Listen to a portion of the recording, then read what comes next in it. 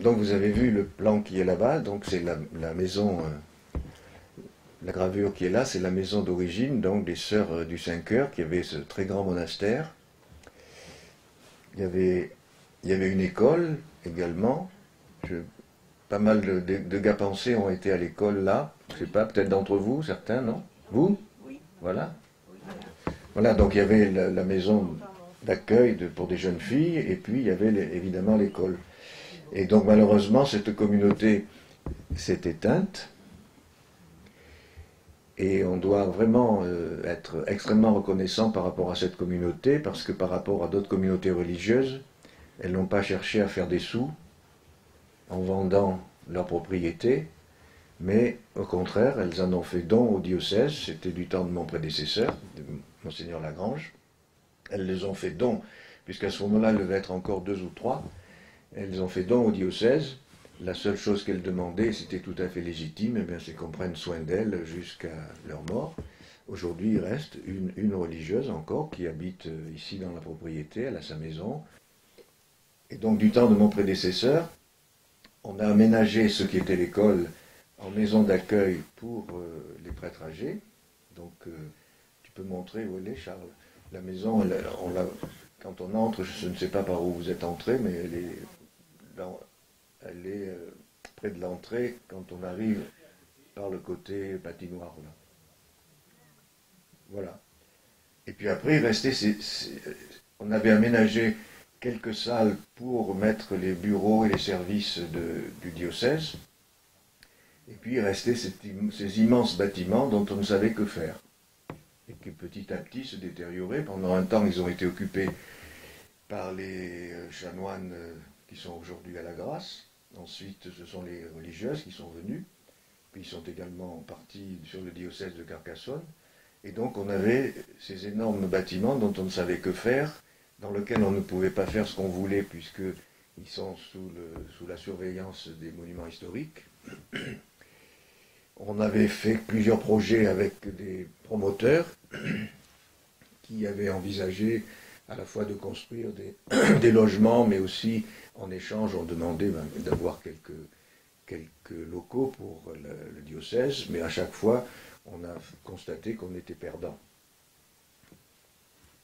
Donc voilà, on était là avec ces bâtiments, on savait que faire. Un samedi matin, j'ai eu un appel téléphonique d'un avocat parisien qui m'annonçait qu'une personne avait fait un legs très important à partager avec le diocèse de Paris, puisqu'elle avait vécu à la fois ici, à la fois à Paris.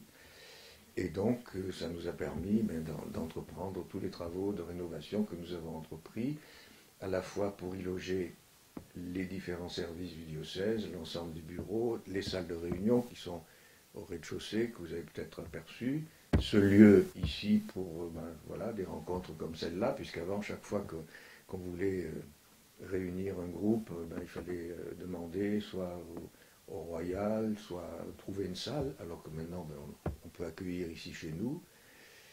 Et puis on a aménagé aussi toute la partie qui est là-bas au fond, que vous verrez tout à l'heure, qui sera le lieu d'accueil pour les jeunes, puisque actuellement les différentes activités concernant la pastorale des jeunes se déroulent sur l'ancien presbytère des Cordeliers, donc sur la place là-bas de la Doucette, mais on les rapatrie tous ici, parce que maintenant il faut utiliser au maximum ces locaux, et éventuellement eh bien, se débarrasser de ceux dont nous n'avons pas besoin, parce que garder des locaux qui ne servent à rien, ça coûte très cher. Alors, comme les mauvaises langues, il y en a autant dans les Hautes-Alpes qu'ailleurs en France. On a dit l'évêque vend tout, c'est pas vrai. La preuve, c'est que dans certains cas, on a vendu pour acheter. Et surtout, ce que j'ai voulu, c'est faire en sorte que nous ayons tout ce dont nous avons besoin pour la vie diocésaine, et en même temps qu'on ne garde pas ce dont nous n'avons pas l'usage, parce que ça coûte très cher et qu'il faut l'entretenir. Donc c'est ainsi que nous avons vendu la rue de l'Imprimerie, où était autrefois l'ancien presbytère de la ville de Gap, enfin de la cathédrale, et nous avons en revanche acheté la maison que vous connaissez sans doute, qui est juste à la gauche quand on regarde la cathédrale, cette grande maison qui est donc à proximité de la cathédrale, ce qui est quand même beaucoup plus pratique pour les prêtres, et puis aussi pour les personnes qui ne connaissent pas encore très bien les lieux, et lorsqu'ils cherchent à poser des questions, ben, ils savent s'adresser tout de suite à cet endroit, alors qu'avant, aller la rue de l'Imprimerie, on se perdait si on ne connaissait pas.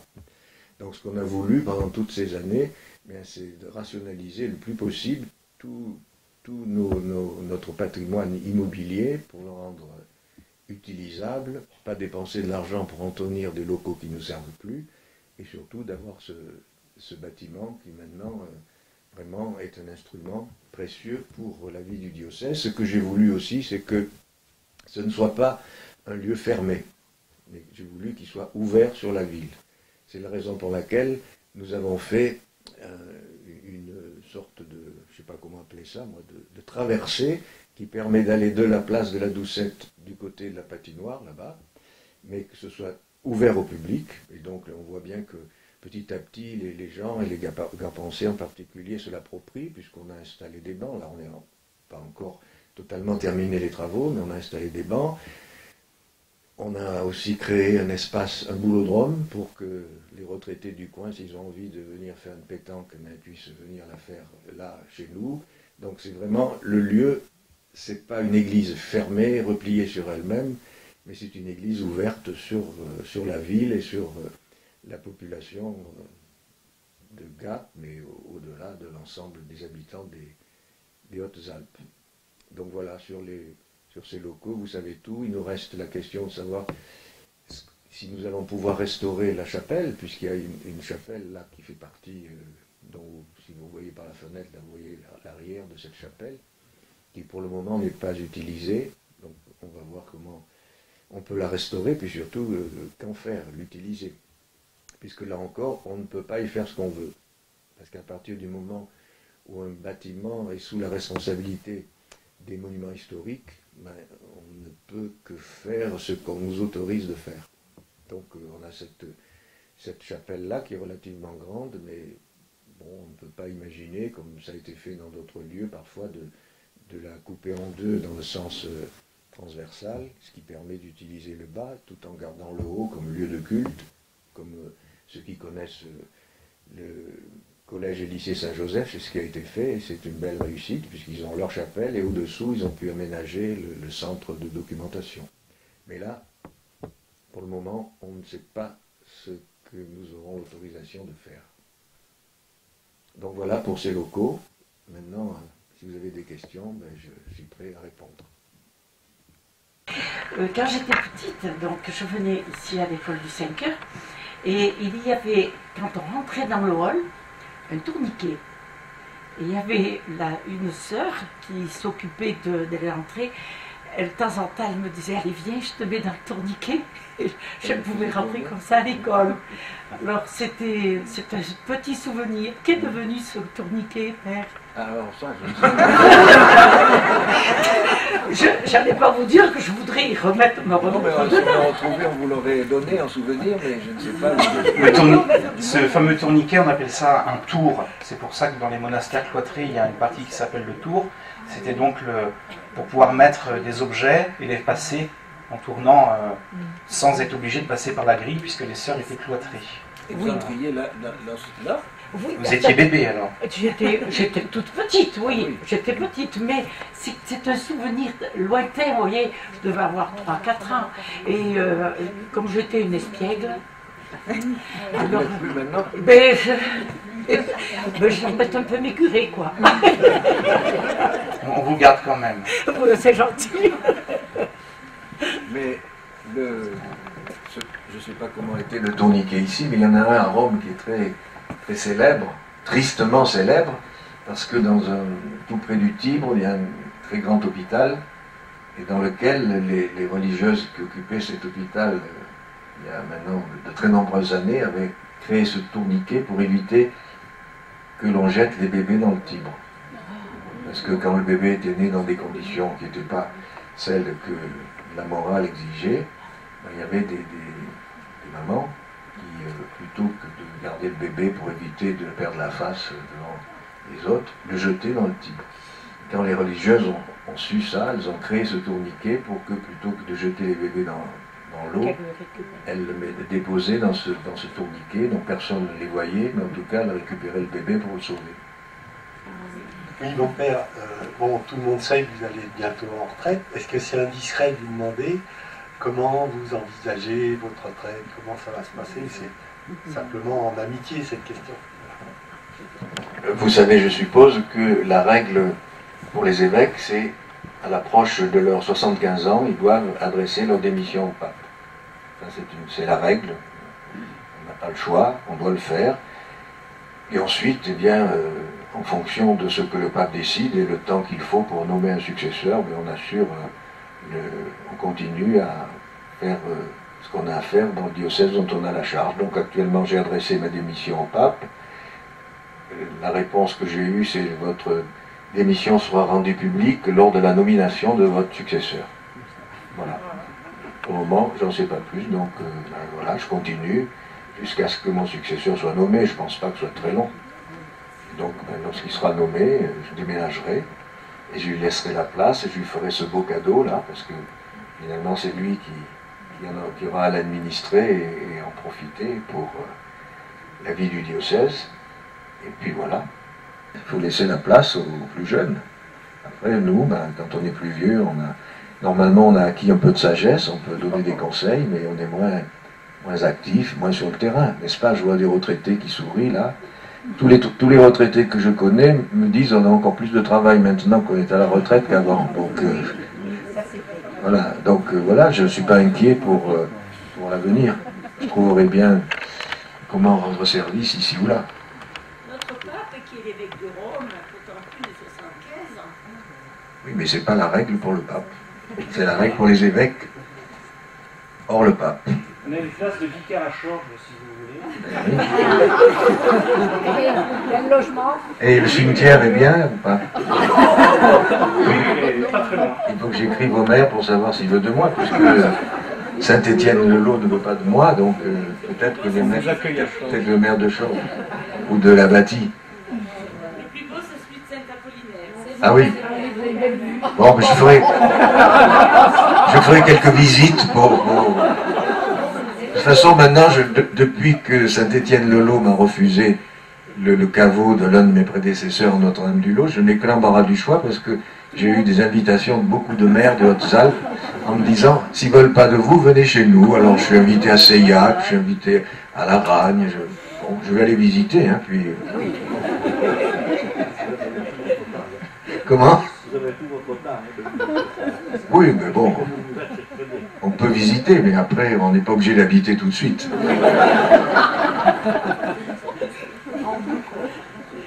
Oui. Est-ce que cette formidable aventure qui a été prêtre est définitivement close ou... Disons, la décision que nous avons prise, c'est de ne pas enregistrer de nouvel album. Voilà. Donc ça, le dernier album, qui était une reprise de plusieurs titres, plus de titres qui n'étaient pas dans les albums précédents.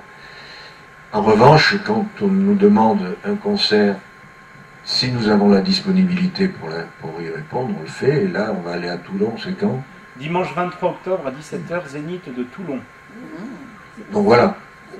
Disons, au coup par coup, on peut répondre, mais évidemment, on ne fait pas les tournées que nous avons dû faire, par exemple, l'année, non, il y a 2 ans maintenant, oui, la grande tournée, où on a eu, je ne sais plus combien, 40 ou 50 concerts dans l'année, ça c'est beaucoup. Vous comprenez pourquoi je suis absent des fois? Et l'aventure du lot, Père, où ça en est? Est-ce que on peut faire la création de la basilique? Pour le moment, on ne sait pas, parce que le projet est toujours d'actualité, mais évidemment, en plus du fait que je vais partir, je ne veux pas laisser un cadeau empoisonné à mon successeur en commençant des travaux, en disant, ben voilà, on n'a plus d'argent, on ne peut pas continuer. Donc, on ne pourrait commencer les travaux que quand on serait certain de pouvoir les achever, et en même temps, je vous dis, c'est lui qui prendra le relais, qui décidera s'il faut faire, pas faire, comment faire, mais je ne veux pas lui laisser un chantier, et puis partir, et laisser se débrouiller. Voilà. Vous prenez normalement, quand la nomination sera faite, est-ce que vous êtes tenu à quitter le diocèse? Je veux dire, non. Vous pouvez y vivre, quoi. Vous n'êtes pas... On n'est pas tenu à quitter le diocèse, mais en même temps, il faut une certaine discrétion par rapport au successeur. Mais le droit canon prévoit c'est-à-dire, vous savez ce que c'est le droit canon, hein, c'est ce qui organise l'Église, prévoit que l'évêque sortant, le diocèse dont il a eu la responsabilité, a la responsabilité de s'occuper de lui, c'est-à-dire de lui permettre de continuer à vivre, et donc peut le loger, par exemple, dans le diocèse, mais évidemment pas dans les locaux officiels de la résidence de l'évêque. Et ça, c'est prévu. Mais bon, dans la plupart des cas, sauf des exceptions, souvent, l'évêque va vivre ailleurs. Ça n'empêche pas de revenir dans le diocèse. Donc moi, ça ne m'empêchera pas de revenir dans le diocèse, ça n'empêche pas d'avoir un lieu de vacances dans le diocèse, mais il faut être discret. Voilà. Pas gêner son successeur. Parce que vous savez, ce qui se passe dans ces cas-là, c'est qu'à partir du moment où le nouvel évêque est arrivé, tout le monde est content du nouveau, puis au bout de 15 jours, on commence à voir que c'est pas tout à fait ce qu'on aimerait, et puis, et même les gens qui n'ont pas aimé l'évêque qui sort, qui est parti, on ira le voir pour se plaindre du nouvel évêque. Donc, il vaut mieux éviter ça. Ah oui, il n'y a pas qu'au Hautes-Alpes, c'est partout comme ça. C'est partout comme ça. Donc, alors il ne faut pas que l'ancien évêque soit le réceptacle de toutes les critiques qu'on peut faire sur le nouvel évêque. Vous voyez, ça s'est même passé pour le pape. Quand certains cardinaux n'étaient pas contents du nouveau pape, ils ont essayé d'aller voir le précédent pape pour demander d'intervenir, ce qui évidemment Benoît XVI, dans sa grande sagesse, n'a pas fait. À partir du moment où on n'est plus en responsabilité, on n'a pas à se mêler de la manière dont le nouvel évêque organise et gère le diocèse.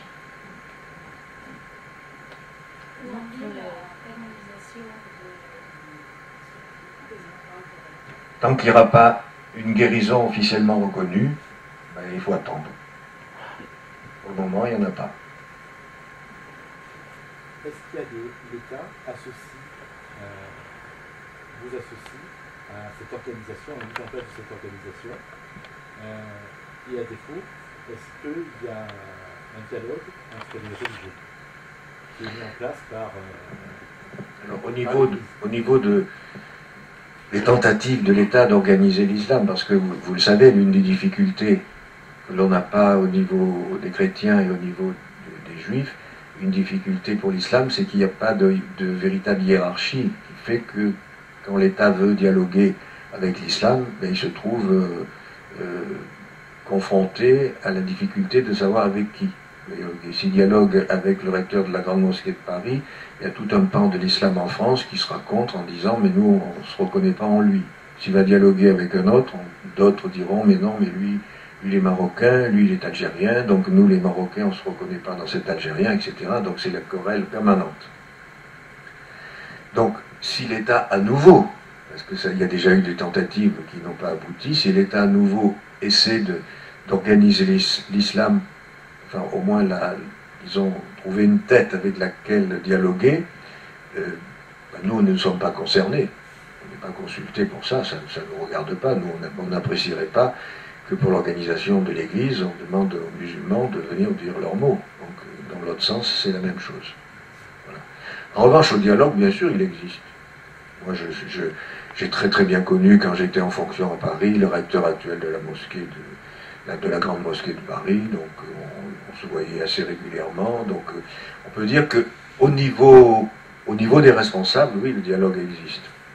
Ici également, à Gap, il y a Gap Espérance, où se retrouvent donc les représentants des différentes religions présentes dans les Hautes-Alpes. Donc il y a un dialogue au niveau des responsables. Et vous savez, comme dans beaucoup de cas, les difficultés, elles ne viennent pas tant de ceux qui sont les responsables des communautés, mais de ceux qui font partie de ces communautés, et qui ne suivent pas toujours les responsables. Mais au niveau des responsables, bien sûr, il y a un dialogue permanent.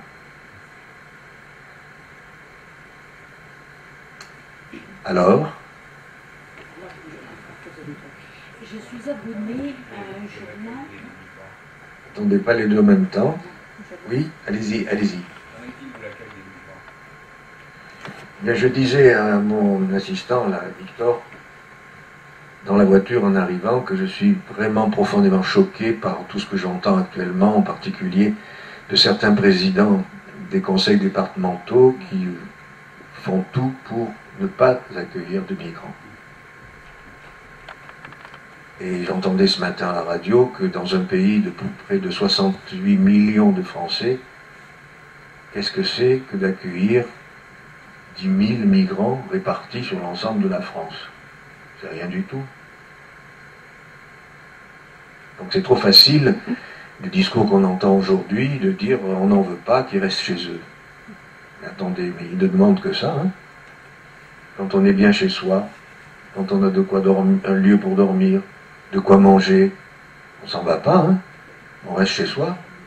Donc s'ils s'en vont, c'est parce qu'ils sont en souffrance, soit sous l'autorité, dans un régime de dictature, soit parce qu'ils n'ont rien à se mettre sous la dent et pour se nourrir.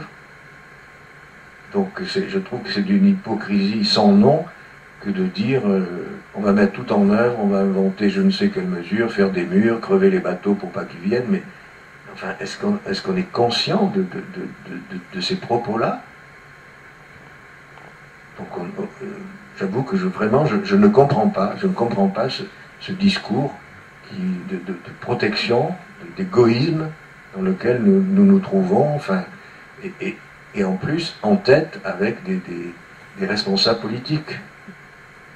Alors ici, dans le diocèse, pas seulement, mais disons dans le département, il y en a quelques-uns qui ont été accueillis.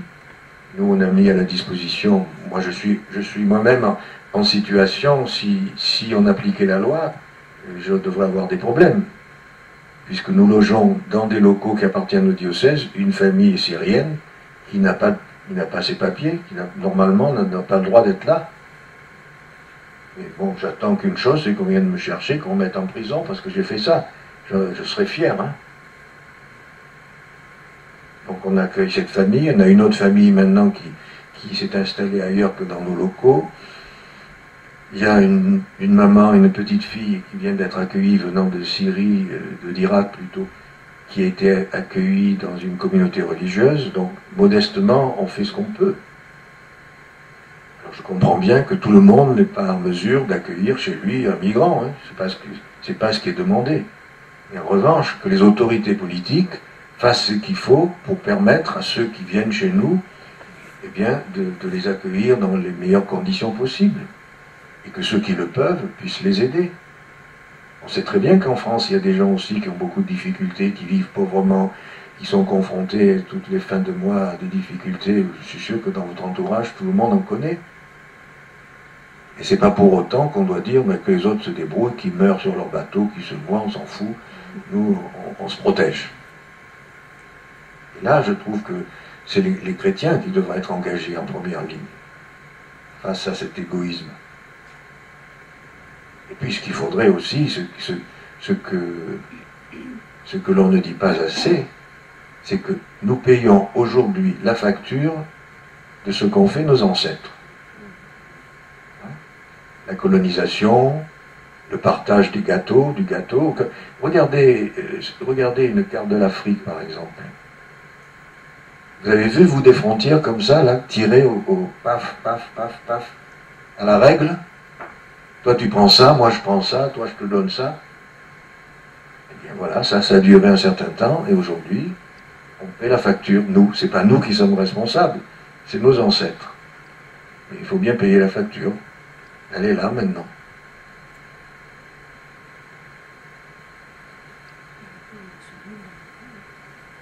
Comment? Je disais, les pauvres, ils n'ont rien demandé. Les pauvres n'ont rien demandé pour que ça se passe comme ça. Mais non. Ça fait de la peine, hein? Et bien sûr. Vous savez, la dame qui vient d'être accueillie, quand on sait ce que cette femme, qui doit avoir 35 ans aujourd'hui, qui a été l'esclave sexuelle des gens qui l'ont enlevée, qui l'ont torturée, qui l'ont violée plusieurs fois par jour, elle a réussi à s'échapper avec sa petite fille qui a 2 ans. Elle avait un petit garçon de 10 ans. Dans le flot de ceux qui partaient, à un moment donné, elle a lâché la main de son enfant. Elle l'a perdu. Alors combien il y en a dans ce cas-là? Et nous, on vit tranquillement dans notre confort, sans se préoccuper. Il ne s'agit pas de se culpabiliser, hein. C'est pas de notre faute. Mais aujourd'hui, si nous sommes confrontés à ce problème, la question c'est de dire qu'est-ce qu'on fait? De quelle manière, aussi modestement que ce soit, de quelle manière on fait quelque chose? Parce que là, regardez, en ce moment, là, depuis 2 jours, on nous bassine avec les journées du patrimoine pour les bâtiments. Mais quel est le plus beau des patrimoines? C'est pas l'être humain, hein? C'est celui-là le patrimoine qu'il faut sauver. Or non, là en ce moment on parle de visite, on va visiter l'Élysée, on va visiter ci, on va visiter ça. Et je dis, j'ai rien contre le patrimoine, vous pouvez vous en douter, mais j'aimerais qu'on pense au premier des patrimoines, au plus précieux des patrimoines, pour lequel nous, chrétiens, le Christ est mort. C'est pour ce patrimoine-là, le patrimoine de l'humain, qu'il est mort. Donc voilà, peut-être qu'il faudrait que les chrétiens se manifestent davantage pour dire, voilà, aux politiques, prenez vos responsabilités, nous, chacun, on fera modestement ce qu'on peut faire, si on peut faire. Vous savez, Mère Teresa disait que, enfin je ne sais pas si elle le disait, mais moi je reprends ça parce que je trouve que c'est une belle phrase, quand elle accueillait des personnes qu'elle avait trouvées dans la rue, eh bien, si elle n'avait pas de médicaments pour les soigner, elle avait un cœur pour les aimer. Eh bien, déjà, je trouve que ceux qui n'ont pas de moyens de venir en aide aux migrants, ils ont certainement un cœur pour les aimer.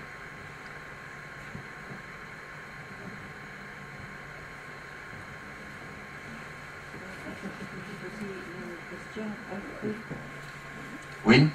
Oui, c'est au sujet encore des immigrants. Alors, personnellement,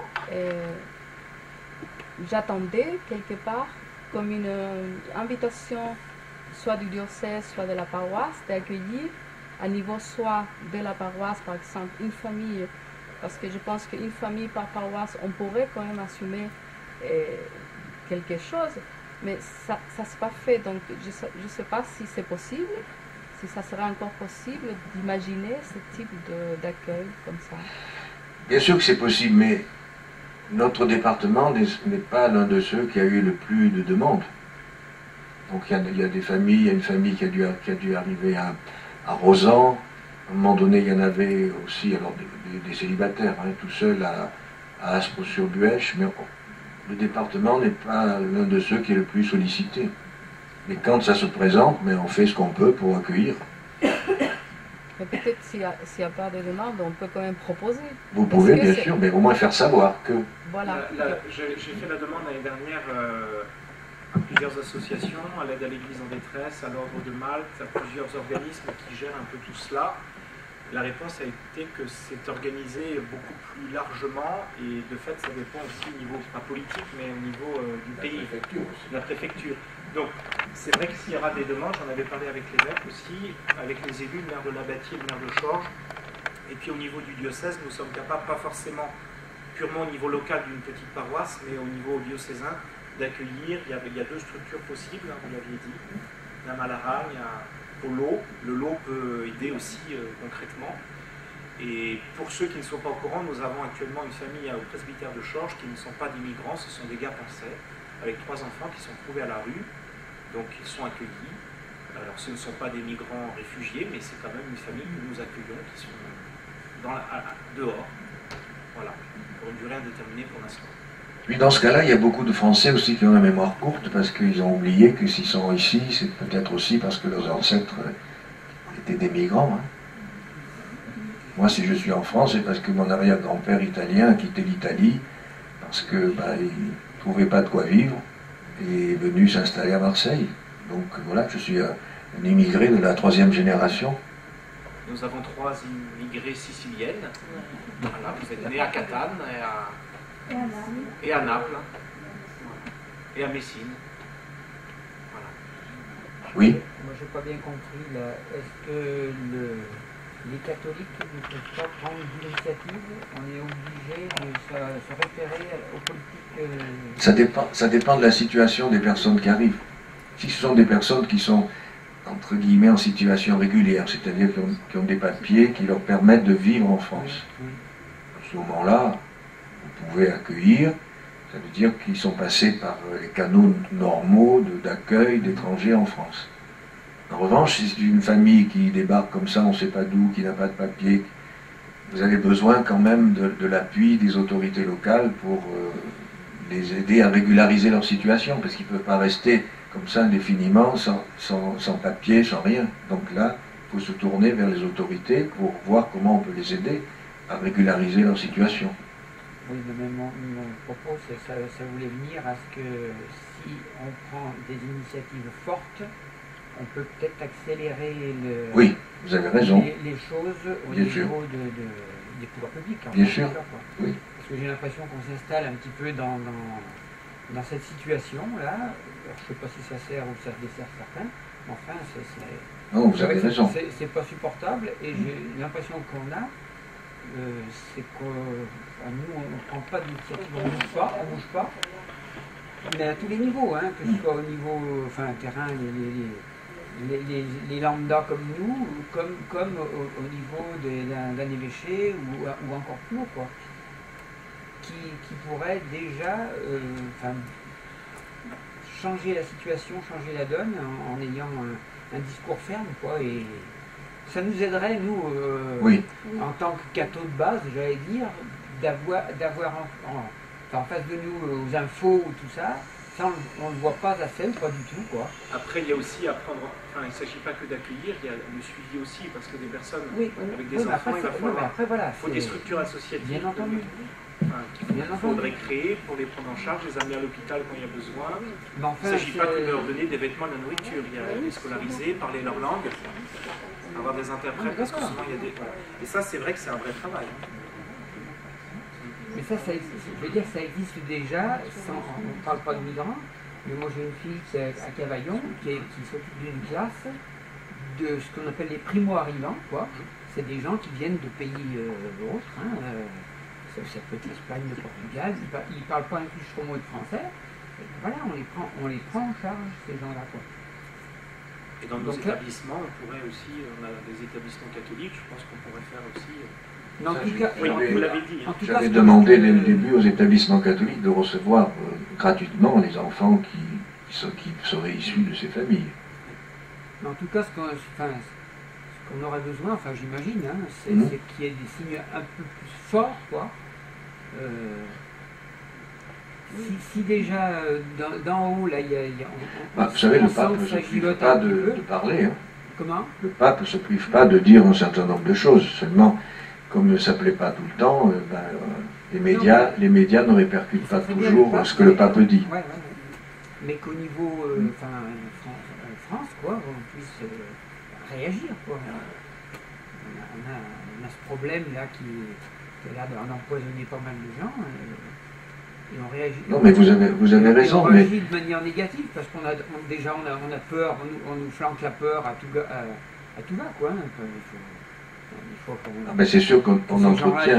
Viennent casser des choses. On entretient une peur, là, je ne sais pas comment vous êtes entré ici, ça s'est bien passé parce que tu étais là. Oui, on est passé par derrière ceux qui Non, mais j'avais demandé à l'économe diocésain, puisqu'on a reçu hier des consignes de la préfecture, puisqu'il va y avoir des visites des locaux dans le cadre des journées du patrimoine. Donc on vous a demandé de fouiller les sacs, de demander les cartes d'identité. Bon, on n'est pas équipé pour ça, nous. Alors j'avais dit pour vous, si Charles est là, il connaît tout le monde, donc voilà, il fait passer. S'il fallait commencer à vous demander vos cartes d'identité, fouiller vos sacs, bon, ça c'est... Donc il y a une espèce maintenant, on peut comprendre qu'il y a une nécessité de prudence, mais en même temps il ne faut pas être paranoïaque.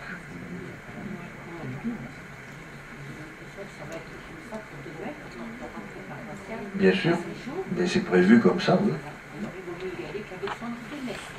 Vous y allez en maillot de bain, d'autant plus que demain il pleut, alors donc, et c'est tout. Ah bon, il fait beau, d'accord. Je ne voudrais pas abréger, mais il est 10h45.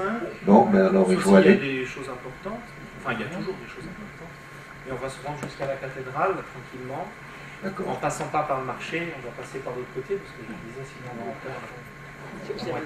Ben oui. Les promotions sont... Oui, juste pour compléter ce qu'on a dit là. est-ce qu'on pourrait imaginer de faire un petit groupe qui réfléchit à une façon de travailler pour que ça se fasse? Parce qu'on ne peut pas être là avec... Bien sûr, oui. Voilà, parce que Mais personnellement... on lien aussi moi, avec les communes et avec... voilà. Qu'on se bouge, on peut dire qu'est-ce qu'on peut faire pour que ça avance et qu'on puisse quand même finalement Oui, bien sûr, il faut accueillir. le faire. Là, Oui. les communes de la région, enfin du secteur qui ont été contactées, il y a Barcelonnette là, qui est contactée, c'est pour recevoir une vingtaine de migrants, et ça part dans tous les sens au niveau politique, il y a des manifestations, il y a beaucoup de choses. Donc c'est vrai que nous encore, de notre côté, on n'a pas eu ces questions-là, mais c'est vrai qu'on peut, en amont, on peut préparer quelque chose, et sinon le jour où il y aura cette annonce d'une arrivée, bah, évidemment qu'il faut qu'on fasse plus. Il faudra qu'on fasse quelque chose et plus. Et peut-être pour l'instant, ça ne nous appartient pas et on se lave les mains. Non, mais j'ai quand même, moi je le dis, on a pris contact avec des associations. Et au niveau de la paroisse, on pourrait faire peut-être une petite équipe Oui, pour réfléchir. vous pouvez même le prendre, le chapeauter, prendre contact. Vous pouvez prendre contact avec Maria Paz, Claudie, à la bâtie pour échanger là-dessus, bien sûr. Moi, je pense que ce qu'il faudrait, c'est qu'il y ait ce que vous dites là, une sorte de petit groupe, mais qui soit vigilant. Et qu'à partir d'un certain seuil de choses intolérables, on soit capable de se mobiliser pour réagir. Voilà. Se dire, bon, on a un petit groupe, si on est confronté à l'accueil, ben on va voir comment il y répond, mais au-delà même d'avoir à accueillir, c'est voir de quelle manière les élus et les politiques gèrent le problème. Et s'il y a quelque chose qui nous paraît vraiment insupportable, et bien à ce moment-là, qu'on soit capable de mobiliser pour dire on ne peut pas accepter ça, on ne peut pas accepter ce que vous dites. Parce que là, à Barcelonnette, il y a eu énormément de manifestations contre, il y a eu des réunions publiques, etc. Et c'est vrai que si un jour cela nous arrive, il faut qu'on soit présent pour faire ce qu'il faut. Il faudrait aussi qu'entre nous on soit d'accord, parce qu'il y a beaucoup de chrétiens qui ont ces mêmes peurs. Et nous, on connaît des chrétiens engagés, même qui sont des personnes qui ne veulent pas des migrants, et on peut comprendre.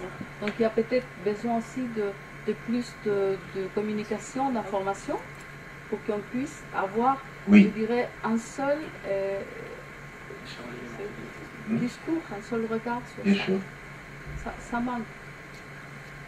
Non, puis je pense qu'il ne faut pas non plus que les chrétiens, certains chrétiens en tout cas, se lamentent de ce qu'ils appellent la montée de l'islam, alors qu'en revanche, eux-mêmes sont des chrétiens affadis.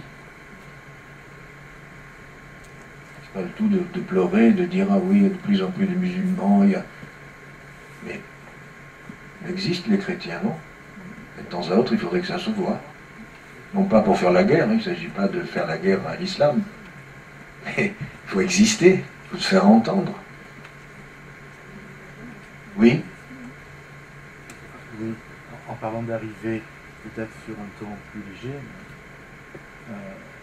est-ce que le pape viendra à Marseille? Il avait annoncé qu'il viendrait en France en 2017. Est-ce que vous pouvez nous dire quelque chose ou c'est encore... Vous savez, pour le moment, le pape, ça fait écho à tout ce qu'on vient de dire. Les pays où il veut aller, c'est les pays en souffrance, en priorité. Alors il y a le projet, effectivement, de venir en France. Dans ce projet, il y a Marseille, parce que c'est la ville qui correspond le mieux à ce pape. Mais quand? Après les élections. Voilà, je ne sais pas. Merci. Merci.